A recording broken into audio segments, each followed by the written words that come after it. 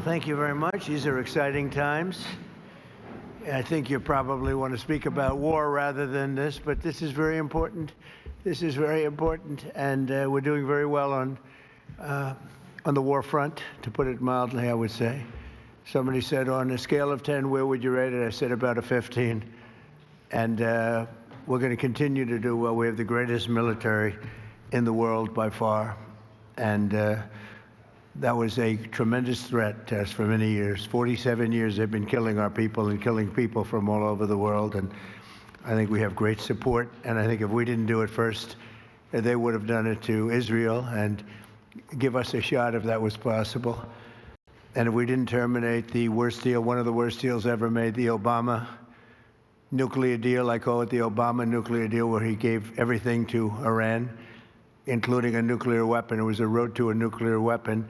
Bad things would have happened 4 years ago, because they would have had it 4 years ago if I didn't terminate that deal.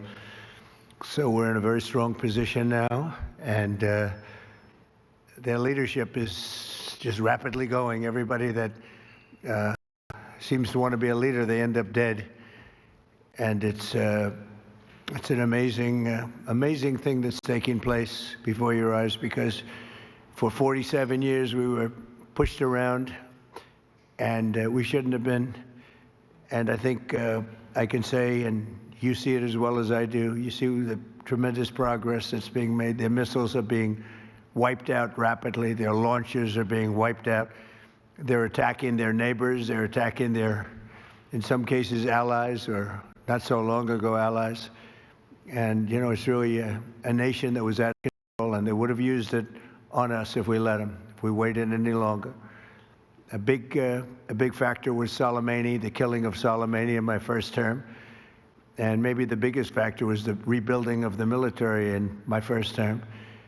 And then the Jews hit the, and I use the word obliterate because it really was, a complete obliteration of their nuclear potential. And that set them back very, very seriously. If we didn't, within 2 weeks, they would have had a nuclear weapon. If we didn't do the B-2 attack a number of months ago, they would have a nuclear weapon. And when crazy people have nuclear weapons, bad things happen. So we're in very good shape now. I want to let you know that, and we'll continue forward.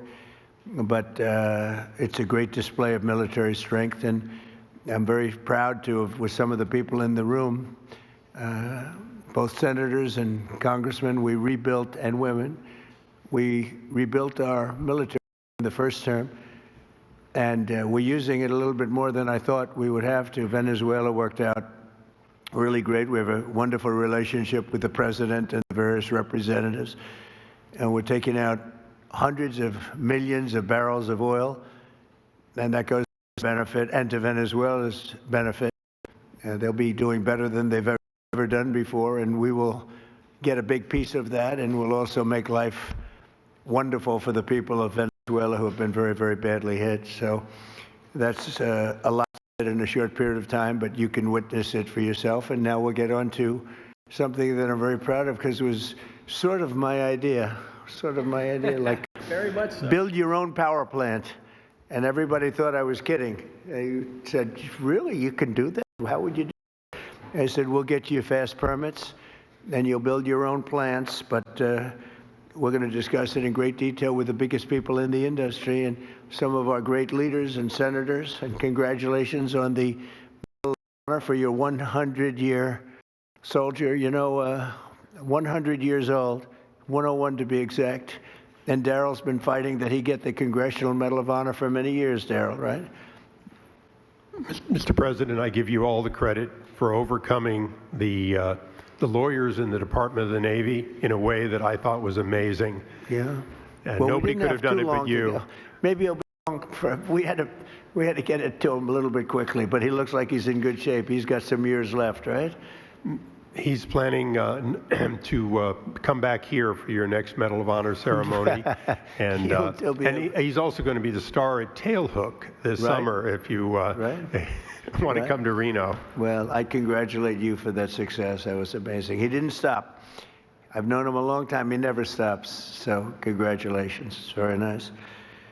We're here this afternoon for a historic signing that will help keep down utility bills very, very substantially, and electricity prices for millions of Americans, and in many cases for a lot of people that don't really understand why they're going up, but they're not going to be going up, they're going to be actually going down. Today we follow through on an announcement I made in my State of the Union address last week as America's largest tech companies officially signed the Ratepayer Protection Pledge. It's a big deal. It's going to have a tremendous impact on electricity costs. We're bringing down all of the costs. We have this little interlude to do what we have to do because we had it going, but these interludes are very important, especially this one. But the economy has never been like this. We broke 50,000 on the Dow. People thought we wouldn't do that within the first 4 years. We did it in the first year.